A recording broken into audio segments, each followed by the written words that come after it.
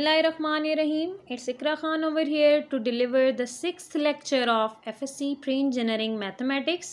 आज हम unit number 2 differentiation जिसका नाम है वो स्टार्ट करेंगे और एक्सरसाइज 2.1 का क्वेश्चन नंबर 1 और क्वेश्चन नंबर 2 कराएंगे आपको। आज हम लोगों ने FSC प्री पार्ट 2 का यूनिट नंबर 2 जिसका नाम डिफ्रेंशिएशन है उसको स्टार्ट करना है। ये बहुत ज़्यादा इम्पॉर्टेंट चैप्टर है, बहुत ज़्यादा इम्पॉर्टेंट चैप्टर है एंटी टेस्ट के हवाले से भी और फर्दर हायर क्लासेस में भी अगर आप जाएं तो उसके लिए भी बहुत ज़्यादा इम्पॉर्टेंट है। अच्छा, पहले हम लोग मैं आज आपको एक्सरसाइज 2.1 करवाऊंगी, लेकिन उससे पहले डिफ्रेंशिएशन होती क्या है वो समझ लें। पुराने ज़माने में जो मैथमेटिशियंस थे उन्होंने एरिया वॉल्यूम वगैरह निकालने के लिए कोई ना कोई फार्मूला जनरेट किया, लेकिन जब आइजैक न्यूटन एक इंग्लिश मैथमेटिशियन थे, उन्होंने जब ये देखा कि फिज़िकल यूनिवर्स में रेट ऑफ चेंज के हिसाब से भी प्रॉब्लम्स एग्जिस्ट करती हैं, तो उन्होंने फिर वर्किंग शुरू कर दी और लास्ट में जो उनके पास रिज़ल्ट आया उसको उन्होंने ये नाम दिया। मतलब कि डिफ्रेंशिएशन आपके पास एक ऐसी टूल होती है जो आपको हेल्प करती है कि आप फिज़िकल यूनिवर्स को डिस्क्राइब करें, मींस एक्सप्लेन करें किसकी फॉर्म में, रेट ऑफ चेंज की फॉर्म में। ठीक है, अगर आपके पास फॉर एग्जांपल एक कर्व है, इस तरीके से यहाँ तक ये मूव ऑन किया, ये एक्स एक्सिस है, ये x1 है और ये आपके पास x2 है। यहाँ पर फंक्शन की वैल्यू ऑफ x1 है, यहाँ पर फंक्शन की वैल्यू ऑफ x2 है। तो हम इसका चेंज जब निकालते हैं हम कहते हैं fx2 माइनस fx1। ठीक है, ये आपके पास चेंज हो गया और यहाँ से x2 माइनस x1, तो ये बेसिकली आपके पास रेट ऑफ चेंज होता है। ठीक है, तो फिजिकल यूनिवर्स को डिस्क्राइब करने के लिए किस फॉर्म में, रेट ऑफ चेंज की फॉर्म में डिस्क्राइब करने के लिए जो टूल इस्तेमाल की किसने, सर आइजैक न्यूटन ने, वो डिफ्रेंशिएशन थी। तो अब मैं आपको उसको एक्सप्लेन कर देती हूँ कि बेसिकली डेरिवेशन होती कैसे है। अगर आपके पास, मैं इस टर्म को एलेबरेट करने लगी हूँ कि ये क्या है हमारे पास। अगर आपके पास f जो है वो क्या है, रियल कॉन्टिन्यूअस फंक्शन है। ठीक है, मतलब हम लोग ये कह सकते हैं let f be real valued continuous function. ठीक है, ये आपके पास एक फंक्शन है। ठीक है, और अगर एक रिलेशन हम लिखते हैं fx1 माइनस fx2, जो थोड़ी देर पहले भी मैंने लिखा है, x1 माइनस x2 कर लें, x कर लें, कोई मसला नहीं है। इस चीज को आप लोग कहते हैं डिफरेंस कोशेंट। क्या कहते हैं इसको, डिफरेंस कोशेंट कहते हैं। ठीक है, और ये डिफरेंस कोशेंट आपके पास क्या रिप्रेजेंट कर रहा होता है, ये एवरेज रेट को शो कर रहा होता है। ये शो क्या करता है आपके पास, average rate of change of f। देखें f में चेंज आ रहा है x1 से x तक। ठीक है, average rate of change of f किसकी रिस्पेक्ट से, विद रिस्पेक्ट टू चेंज, कौन सा चेंज है, x1 माइनस x। ठीक है, with respect to x1 minus x। ये चीज आपके पास क्या है, डिफरेंस कोशेंट। ठीक है, अब अगर मैं यहाँ पर कह दूं, एक कंडीशन लगा दूं कि अगर x1 अप्रोच कर जाता है किसको, x को, मींस मैंने इस पर लिमिट लगा दी, लिमिट x1 अप्रोच कर गया किसको, x को, और बाकी सारी चीज एज इट इज। अब तो ये लिमिट का क्वेश्चन बन गया। अब ये रेट ऑफ चेंज नहीं रहा, ये एक लम्हे पे डिस्कस हो रहा है। इस सारे चीज को आप लोग कह देते हैं, क्योंकि आपने x1 को x को अप्रोच करवा दिए, इस सारी चीज को आप कह देते हैं इंस्टेंटेनियस रेट। क्या कहते हैं, इंस्टेंटेनियस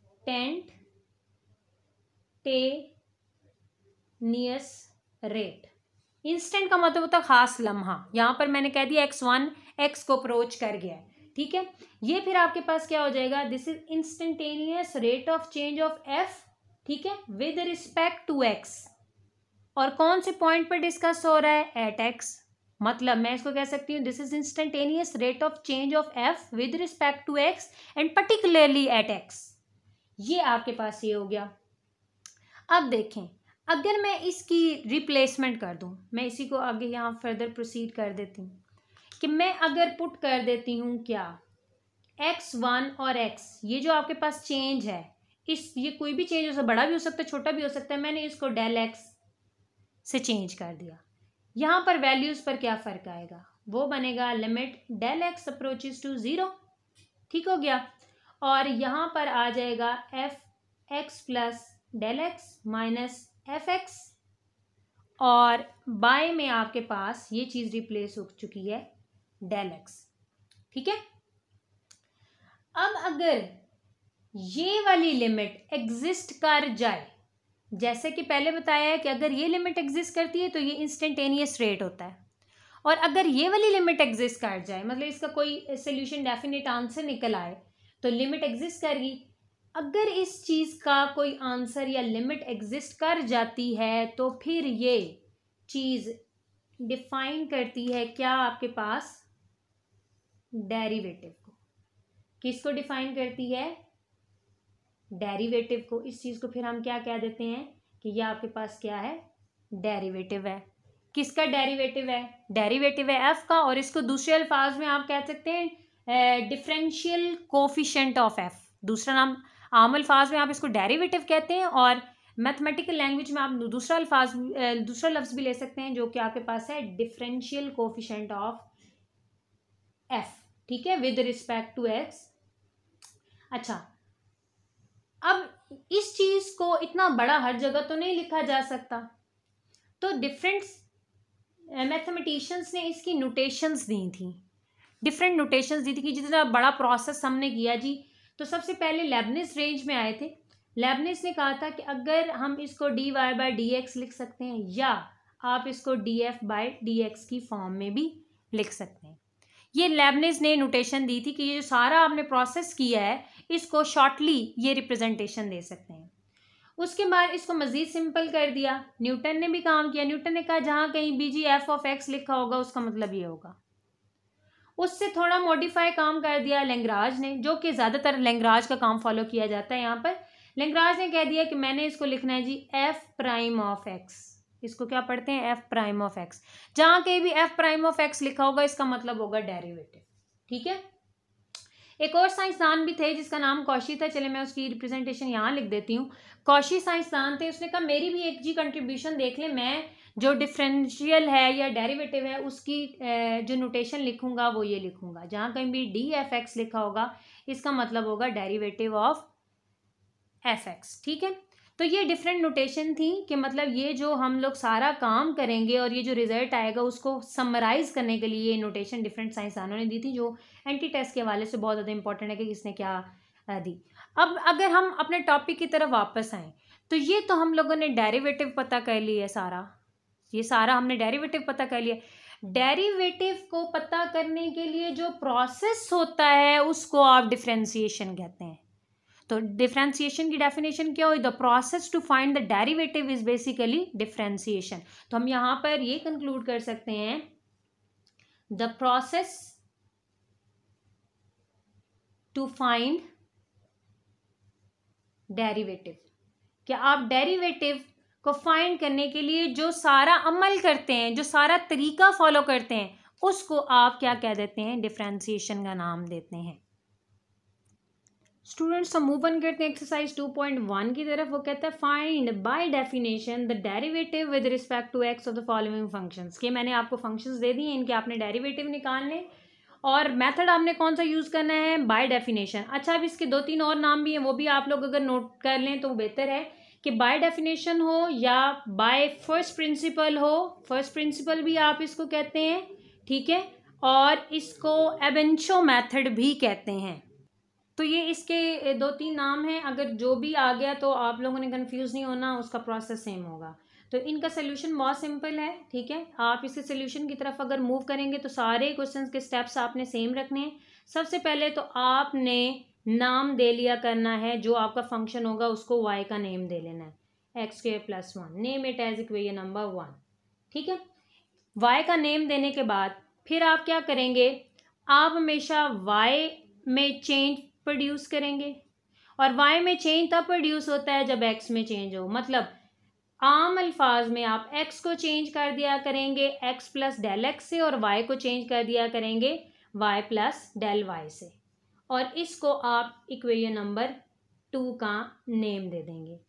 2 का नेम देने के बाद आप सब्ट्रैक्ट करेंगे, सब्ट्रैक्ट 1 फ्रॉम 2। आप 1 को 2 में से सब्ट्रैक्ट करेंगे, आपके पास क्या आएगा, y plus del y minus y 2x plus del x का स्क्वायर प्लस 1, और आपने माइनस करनी है इक्वेशन नंबर 1 जो कि आपके पास 2x स्क्वायर प्लस 1। अगर आप यहाँ पर नोट करें तो ये दोनों चीज़ें आपके पास क्या हो गई, कैंसिल हो गई, डेल y हो गया। ठीक है, यहाँ पर आप इसका फार्मूला अप्लाई कर लें। फार्मूला अप्लाई करेंगे तो वो आपके पास क्या बन जाएगा, a square then here b square then 2ab। आपने फार्मूला एक्सपेंड कर लिया। फार्मूला एक्सपेंड करने के बाद आपने इसकी ब्रैकेट को ओपन कर दिया, 2 को मल्टीप्लाई करें, बस सिंप्लीफिकेशन हो रही है, कुछ भी नहीं है। 2x square plus 2 del x square plus 4x del x plus 1 और माइनस 1 ये कैंसिल हो चुके हैं, माइनस 2x स्क्वायर, ये और ये चीज़ आपके पास क्या हो गई, कैंसिल। मीन आपने सब्ट्रैक्शन करने के बाद इनको सिंप्लीफाई कर लेना है। सिंप्लीफाई करने के बाद जो नेक्स्ट स्टेप है, जो मैं यहाँ पर चेंज करने लगी हूँ, मैं रेड कलर में लिखने लगी हूँ कि आपने इनमें से जो रिमेनिंग टर्म्स रह जाएंगी उसमें से डेल एक्स को क्या ले लेना है, कॉमन ले लेना है। या डेल एक्स को कॉमन नहीं ले सकते, आप डेल एक्स पर सारे नंबर्स को डिवाइड कर दें, दोनों तरफ को डेल एक्स से क्या कर दें, डिवाइड कर दें। ये भी डेल एक्स पर डिवाइड हो गया, उसके बाद ये चीज़ भी आपके पास डेल एक्स पर डिवाइड होगी। कटिंग की आपने, ठीक है, कटिंग करने के बाद जो रिजल्ट आया है वो ये है, ये आपके पास रिजल्ट आ गया। अब आपने क्या करना है, अब आपने इस पर लिमिट ऑपरेट कर देनी है। Limit del x approaches to 0 del y by del x, और इस तरफ भी आप लिमिट अप्लाई करें, limit del x approaches to 0 to del x plus 4x। अच्छा, ये जब आप लिमिट अप्लाई करते हैं तो ये बेसिकली चीज़ चेंज हो जाती है किस में, डेरिवेटिव में, जो कि आपके पास नोटेशन dy बाय dx है। इसको आप एफ प्राइम भी लिख सकते हैं, कोई मसला नहीं है। यहाँ पर मैंने नोटेशन लेबनिज की यूज़ की है। यहाँ पर जब आप वैल्यू सब्स्टिट्यूट करेंगे, डेल एक्स तो 0 की इक्वल है, तो ये टर्म यहाँ पर ख़त्म हो जाएगी, तो पीछे आपके पास क्या बच जाएगा, 4x। तो आपके पास जो क्वेश्चन था 2x स्क्वायर प्लस 1, उसको बाय डेफिनेशन आपने डिफ्रेंशिएट किया है, तो आपका आंसर निकला है 4x। स्टूडेंट्स मूव ऑन करते हैं अपने पार्ट नंबर 2 की तरफ, जिसको आप बाय फर्स्ट प्रिंसिपल या बाय डेफिनेशन या अब इनशो मेथड के थ्रू आप लोग इसको सॉल्व करना चाह रहे हैं। तो उसका प्रोसेस मैंने आपको बताया है कि सबसे पहले आप लोगों ने लेट लिख लें, बेशक यहाँ पर let y is equals to 2 minus के रूट एक्स, इसको आपने इक्वेशन नंबर 1 का नेम देना है, और फिर इसमें चेंज इंट्रोड्यूस करवाना है। y में चेंज आया है क्योंकि हम लोगों ने x में चेंज शो किया है। यहाँ पर x आपके पास इंडिपेंडेंट वेरिएबल है, और ये जो y है ये आपके पास डिपेंडेंट वेरिएबल है, क्योंकि x की वैल्यू देने से y की वैल्यू चेंज हो रही है। तो जो मतलब y का चेंज आएगा वो बेसिकली x के चेंज की वजह से आएगा। इसको आपने इक्वेशन नंबर 2 कह लिया। अब आप सब्ट्रैक्ट कर लें, सब्ट्रैक्ट 1 फ्रॉम 2। आपने इक्वेशन नंबर 1 को इक्वेशन नंबर 2 से सब्ट्रैक्ट कर दिए, तो हमारे पास हमें क्या मिला है यहाँ पर, y plus del y minus y 2 minus square root x plus del x, और ये डेल एक्स जो होता है ना, इसको आप इंक्रीमेंट इन एक्स कहते हैं, 2 प्लस स्क्वायर रूट एक्स। ये दोनों यहाँ से कैंसिल हो गए, ये दोनों यहाँ से कैंसिल हो गए, डेल वाई, तो इसको मैं रिवर्स करके लिख रही हूँ, मीन्स आगे पीछे करके, ताकि मैं साइन को कंपनसेशन दे सकूँ। ये आ गया। अब मैंने यहाँ पर रैशनलाइजेशन करनी है। रैशनलाइजेशन के लिए मैं क्या करूँगी, square root x plus del x से मल्टीप्लाई और डिवाइड कर दूँगी, वो कुछ इस तरीके से आपके पास आ जाएगा। और इसको फर्दर जब आपने सॉल्व किया तो यहाँ पर आपने फार्मूला अप्लाई कर दिया, तो वो माइनस एक्स स्क्वायर की वजह से स्क्वायर रूट कैंसिल हो जाएगा, एक्स प्लस डेल एक्स, और बाय में ये चीज़ आपके पास एज इट इज़ रहेगी। उसके बाद नेक्स्ट स्टेप में मैं क्या करूँगी, ये ब्रैकेट को ओपन करूँगी। ब्रैकेट को मैंने ओपन किया तो ये साइन यहाँ पर क्या हो गया, चेंज हो गया, ये दोनों आपस में कैंसिल हो गए। नेक्स्ट स्टेप में मैंने क्या करना है कि मैंने इस डेल वाई को डेल एक्स पर डिवाइड कर देना है, मीन्स माइनस डेल एक्स, ये डेल एक्स मैंने डिवाइड कर दिया और ये मेरे पास पहले से जो चीज़ मौजूद थी वो मैंने एज इट इज़ लिख दी। ये दोनों कैंसिल हो गए। कैंसलाइजेशन के बाद मैंने क्या करना है, इस पर लिमिट अप्लाई करनी है, limit delta x approaches to zero, मुझे यहाँ पर भी लिमिट देनी पड़ेगी, delta x approaches to zero. इस पर जब लिमिट अप्लाई हुई तो ये चेंज हो गया d y by d x में, या इसको वाई प्राइम भी आप लिख सकते हैं। ये नेगेटिव 1/√x प्लस √x, ये 0 है तो ये आपके पास आंसर आ गया 1/2√x। ये बेसिकली आपने डेरिवेटिव फाइंड आउट कर लिया है 2 - √x का। स्टूडेंट्स मूव ऑन करते हैं पार्ट नंबर 3 की तरफ। तो पहला स्टेप मैंने एज इट इज़ लिख लिया, y, let y is equal to 1/√x, और इसको मैंने लिख दिया x - 1/2, और फिर मैंने इसमें चेंज इंट्रोड्यूस करवा दी इक्वेशन नंबर 1 और 2। अब यहाँ पर जो काबिल गौर बात है वो जो आप लोगों ने ध्यान में रखनी है कि जब कभी भी यहाँ पर पावर आपकी क्या आएगी, नेगेटिव आएगी या फ्रैक्शन में आएगी, नेगेटिव नंबर हो या ये फ्रैक्शन में हो, ठीक है। तो आपने हमेशा यहाँ पर यूज़ करनी होती है बायनॉमियल सीरीज़। क्या यूज़ करनी होती है, बायनॉमियल सीरीज़ यूज़ करनी होती है, वो मैं यहाँ पर लिख देती हूँ, बायनॉमियल सीरीज़। और बायनॉमियल सीरीज़ आपके पास होती है 1 + x power n, that is equals to 1 + nx plus n into n - 1/2 factorial x square and so on. ये आपके पास क्या है, बायनॉमियल सीरीज़। या आपने ध्यान में रखना है कि जब कभी भी पावर जो होगी वो आपके पास नेगेटिव हो सकती है -3, -4, -40, इस तरीके से हो सकती है, फ्रैक्शन में हो सकती है, नेगेटिव और फ्रैक्शन दोनों हो सकती हैं। जब कभी भी इस तरह का केस आएगा आप बायनॉमियल सीरीज लगाएंगे, और जब कभी भी पावर पॉजिटिव रहेगी तो आप बायनॉमियल थ्योरम लगाएंगे। और बायनॉमियल थ्योरम मैं यहाँ पर लिख देती हूँ, when n is equal to positive, तो आप यहाँ पर इस्तेमाल करते हैं बायनॉमियल थ्योरम का। और बायनॉमियल थ्योरम आपके पास कुछ इस तरह से है, a + x power n, that is basically equals to nc0 और a पावर n x0, और मैं नीचे की तरफ लिख रही हूँ प्लस, लिखने का तरीका भी बता रही हूँ, इस तरीके से लिखना है nc2 एंड सो ऑन, चलाते जाएं, तब एंड करना है जब ncn। यहाँ पर a की पावर n था, यहाँ पर एक एक पावर आप क्या करते जाएं, कम करते जाएं, और लास्ट में a की पावर क्या बन जाएगी, 0। सिमिलरली x की पावर 0 है तो उसको बढ़ाना शुरू कर दें, एक चीज़ बढ़ती है और लास्ट में x की पावर n। तो ये चीज़ आपके पास क्या है, this is basically binomial theorem. ये तब आप इस्तेमाल करते हैं जब यहाँ पर पावर आपके पास क्या बने, पॉजिटिव नंबर हो। तो यहाँ पर नेगेटिव और फ्रैक्शन है तो इसका मतलब हम बायनॉमियल सीरीज की हेल्प लेंगे। तो पहले हम इसको सब्ट्रैक्ट कर लेते हैं, सब्ट्रैक्ट 1 from 2, तो आपके पास क्या आया, आपके पास कुछ इस तरह से चीज़ बनी, y + del y - y, that is equals to x + del x -1/2 -x -1/2। ये इससे कैंसिल हो गया, यहाँ पर बचा del y।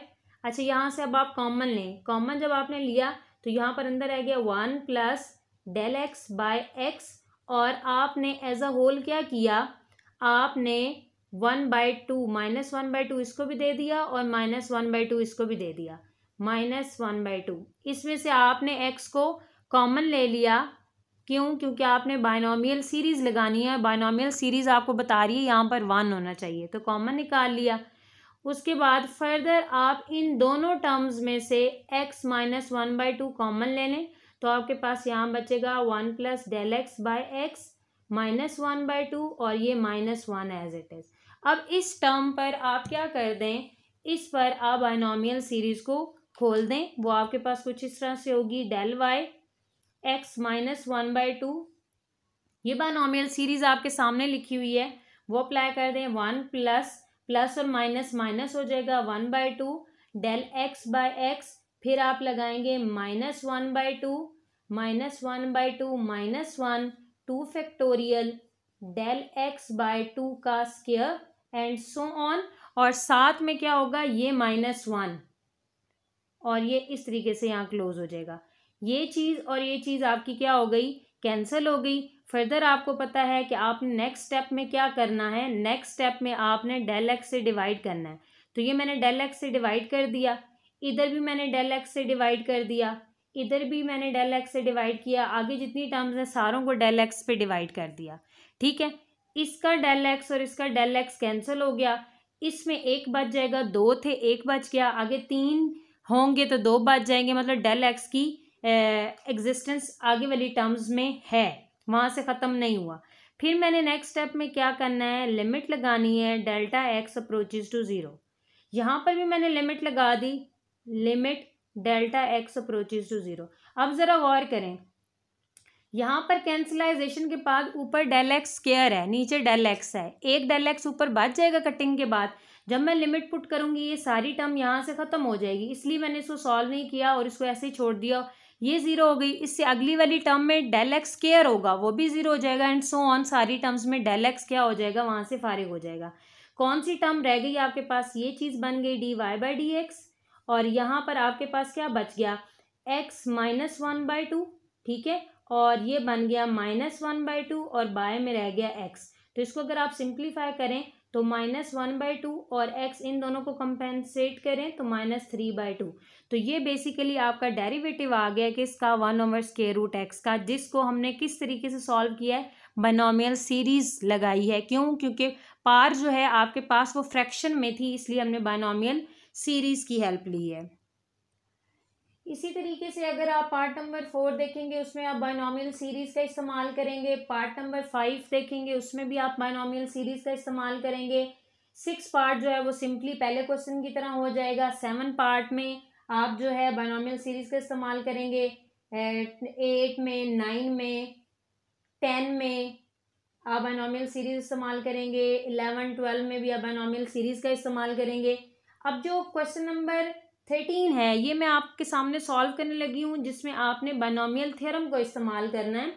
तो क्वेश्चन नंबर 13 आपके पास क्या है, सारे क्वेश्चन सेम स्टेप्स पर हैं, सिर्फ आपको थोड़ा सा पता होना चाहिए कि कहाँ आपने बाइनोमियल सीरीज लगानी है और कहाँ आपने बाइनोमियल थ्योरम लगाना है। वैसे अगर देखा जाए तो बाइनोमियल सीरीज हर जगह लग सकती है, लेकिन बाइनोमियल थ्योरम नहीं लग सकता। क्यों, क्योंकि बाइनोमियल थ्योरम में ये देखें NC 0 है, और NC 0 जब भी आप कॉम्बिनेशन का फार्मूला खोलते हैं तो वो आपके पास होता है NCR, that is basically equals to n factorial r factorial n minus r factorial. तो जब कभी भी आप n को नेगेटिव लेंगे तो नेगेटिव नंबर्स का फैक्टोरियल सॉल्व नहीं हो सकता, इसलिए आप रिस्ट्रिक्टेड हैं कि जब कभी भी नेगेटिव और फ्रैक्शन की फॉर्म में आपके पास पार होगी तो आप वहाँ बाइनोमियल थ्योरम इस्तेमाल नहीं कर सकते। लेकिन आपके पास जैसी भी पावर हो उस पे बाइनोमियल सीरीज लग सकती है। लेकिन मैंने यहाँ पर आपको डिस्टिंग्विश कर दिया है कि ईजीएस्ट अप्रोच ये है कि आप ये ध्यान में रख लें कि नेगेटिव और फ्रैक्शन के लिए बाइनोमियल सीरीज और पॉजिटिव पार के लिए आप बाइनोमियल थ्योरम का इस्तेमाल करें तो ज़्यादा जल्दी क्वेश्चन एग्जीक्यूट हो जाता है। अच्छा, x पावर 40 है, अब देखें इसकी पावर पॉजिटिव है। If the power is positive it's mean that I have to apply here the binomial theorem. तो वही स्टेप्स लूँगी मैं दोबारा से, लेट y is equals to x40 and I have to nominate it as equation number 1. Then I have to introduce the change over here, x plus del of x, that is equals to equation number 2. After subtraction means subtract कर दें 1 from 2, we get, हमें क्या मिलेगा, हमें ये मिलेगा y plus del y minus y x plus del x power 40 minus x power 40। ठीक है, ये इसके साथ कैंसिल हो गया, del y x plus del x power 40। अब स्टूडेंट्स मैं यहाँ पर क्या करने लगी हूँ, मैं यहाँ पर बाइनोमियल थ्योरम का इस्तेमाल करने लगी हूँ। वो ज़रा देखिएगा, इस टर्म पर बाइनोमियल थ्योरम लगेगा y, जिसको मैं चलें ब्लैक कलर में लिख देती हूँ। वो मेरे पास क्या होगा, अब ये 40 है, 40 तक आप सारा एक्सपेंड नहीं करेंगे, आप गेस करेंगे कि इसमें डेल एक्स है, उसको ऐसे ही प्रोसीड कर लेंगे। पहली टर्म आपकी आ जाएगी 40C0, ठीक है, और यहाँ पर मैं नीचे वाली साइड पे एक्सपेंड कर रही हूँ। फिर आएगा 40C1, देन आएगा आपका 40C2 और सो ऑन अगर आप चलाते जाएं तो आपके पास आएगा 40C40, ठीक है ये। और फिर x की पावर 40, x की पावर 39, x की पावर 38 और जब लास्ट में पहुंचेंगे तो x की पावर 0 हो जाएगी क्योंकि कम हो रही है। इसी तरीके से डेल x की देखें, डेल x की पावर 0 से शुरू करनी है, डेल x की पावर 1, डेल x की पावर स्क्वायर और चलते चलते ये डेल x की पावर कहाँ तक चली जाएगी 40 तक। ये मैंने बायनोमियल सीरीज क्या कर ली है, खोल ली है, सॉरी बायनोमियल थ्योरम खोल लिया और ये वाली टर्म मैंने एज इट इज लिख दी यहाँ पर। अब देखें यहाँ पर आपने आंसर एवेल्युएट करना है। अगर आप यहाँ पर गौर करें तो मैंने पहली वैल्यू निकालनी है 40C0 की, तो ये मेरे पास 40 और ये मैंने शिफ्ट प्रेस किया और ये मैंने डिवाइड का साइन प्रेस किया तो मेरे पास C आ गया 40C0। मुझे आंसर क्या दे रहा है 1 दे रहा है, मीन्स इस सारे की जगह मेरे पास आंसर आ रहा है 1, ठीक है। सिमिलरली 40C1 कर लें, यहाँ पर आपके पास 40C1 का आंसर क्या आ गया 40। सारे खोलने की ज़रूरत नहीं है, पहली 2 टर्म्स खोलने काफ़ी है। आगे आप अगर चेक करना चाहें तो वेल एंड गुड, अगर नहीं करना चाह रहे तो भी कोई मसला क्वेश्चन में नहीं होगा क्योंकि इसकी खास आगे ज़रूरत नहीं होगी, ये 0 हो जाएगा 780, मतलब 3rd नंबर वाला एक्सपेंड होके 780 आंसर दे रहा है। अब ज़रा यहाँ पर गौर करिएगा, ये चीज़ भी आपके पास क्या है 1 है, ये चीज़ भी 1 है, मीन्स x40 और जब ये मैं ब्रैकेट खोलूँगी तो ये भी x40, ये x40 और ये x40 क्या हो जाएंगे, कैंसिल हो जाएंगे। मीन्स मेरे पास क्या बचेगा, मेरे पास बचेगा del y that is equals to x40 x39 del x plus 780 x38 del x square and so on. बाकी सारी टर्म्स को मैंने क्या कर दिया सो ऑन में लिख लिया। अब नेक्स्ट टाइम मेरा क्या होता है कि मैं डेल वाई को डेल एक्स पर डिवाइड कर देती हूँ, मीन्स हर टर्म को मैंने किस पर डिवाइड करना है, डेल एक्स पर डिवाइड करना है। Here I have divided all the terms with a common number del x, ठीक है। यहाँ पर ये कैंसिल हो गया, अगर यहाँ पर आप गौर करें तो ये कैंसिल होने के बाद एक डेल एक्स बचा देगा, मीन्स मेरे पास बचेगा del y over del x that is equals to 40 x39 plus 780 x38 del x. अब देखिए यहाँ पर एक डेल एक्स बचा है, आगे वाली टर्म में 3 डेल एक्स होंगे तो वो 2 बचा देंगे, और मतलब इससे आगे जितनी भी टर्म्स हैं उन सब में डेल एक्स मौजूद है, ठीक है। इसमें अगर डेल एक्स है तो अगली वाली में डेल एक्स स्क्वायर है, फिर उससे अगली वाली में del x cube and so on, ये चलते जा रहे हैं। और लास्ट में देखें यहाँ पर डेल एक्स 40 है, लास्ट वाली टर्म में डेल एक्स 40 आपके पास पड़ा होगा।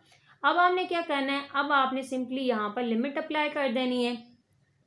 लिमिट अप्लाई करने से आपके पास क्या हो जाएगा, यहाँ पर limit del x approaches to 0 और 40 x39 780 x38 del x and so on. ये सो ऑन के लिए 3 अगर आपने ये डॉट्स नहीं लगाए हैं तो क्वेश्चन ऐसे ही कंसीडर नहीं होगा, आपने उसको ट्रंक कर दिया है, यहाँ पर आपका फिर ट्रंकेशन एरर एग्जिस्ट करेगा, तो वो नहीं काम करना, आपने 3 डॉट्स लगाने हैं।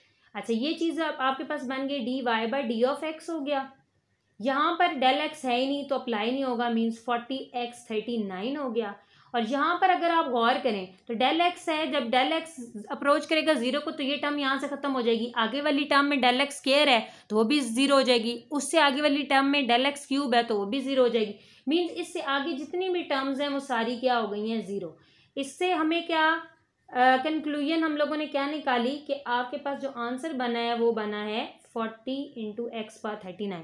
ये बेसिकली एक्स पावर 40 का डेरिवेटिव है, 40 इंटू एक्स पावर 39, जो कि हमने वैल्यूएट किया है बायनोमियल थ्योरम को लगाते हुए। क्यों बायनोमियल थ्योरम लगाया है, क्योंकि यहाँ पर 40 मीन्स पॉजिटिव नंबर, आपके पास पावर पॉजिटिव थी, इसलिए आप लोगों ने बायनोमियल थ्योरम का इस्तेमाल किया है। स्टूडेंट्स अगर डिबेट करें क्वेश्चन नंबर 2 पर, तो वो दोबारा आपको कह देता है कि आपने बाय फर्स्ट प्रिंसिपल, नाम उसने चेंज किए जो कि मैंने आपको क्वेश्चन नंबर 1 में पहले बता दिए कि नाम जो मर्जी वो दे ले, आपने प्रोसीजर एक ही करना है, तीनों को हम लोग एक ही टर्म के साथ मर्ज करें।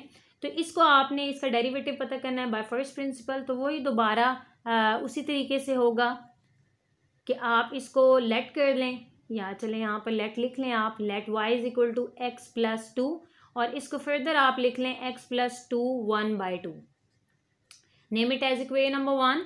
फिर आप इसमें चेंज इंट्रोड्यूस करवाएं, चेंज इंट्रोड्यूस करवाएंगे y में, वो बेसिकली x में चेंज की वजह से होगा, तो ये आपके पास इक्वेशन नंबर 2 आ गई। अब आपने क्या करना है, इनको सब्ट्रैक्ट करना है, y plus del y minus y, तो वो आपके पास क्या हो जाएगी, x plus 2 plus del x 1/2, और यहाँ पर माइनस एक्स प्लस 2 1/2। इसको कैंसिल करने के बाद डेल वाई। अगर आप यहाँ पर गौर करें तो आपके पास फ्रैक्शन है, पार क्या है, फ्रैक्शन में, इसलिए आप बायनॉमियल सीरीज़ का इस्तेमाल करेंगे। सिंपल है, बायनॉमियल सीरीज़ के लिए आपने यहाँ पर 1 बनाना होता है, तो आप यहाँ से कॉमन ले लें, आपके पास कॉमन क्या आ जाएगा, x प्लस 2 1/2, यहाँ पर कॉमन आ जाएगा, यहाँ रह जाएगा 1 प्लस डेल एक्स, और इसकी बाय में x प्लस 2 चला जाएगा, और इसकी पावर भी आपके पास क्या है, 1/2 है। यहाँ पर आ गया x प्लस 2 1/2।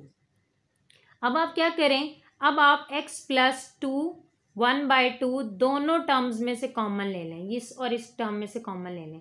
यहाँ पर आपके पास बचेगा 1 plus del x over x plus 2 1/2, और यहाँ पर बचा आपके पास माइनस।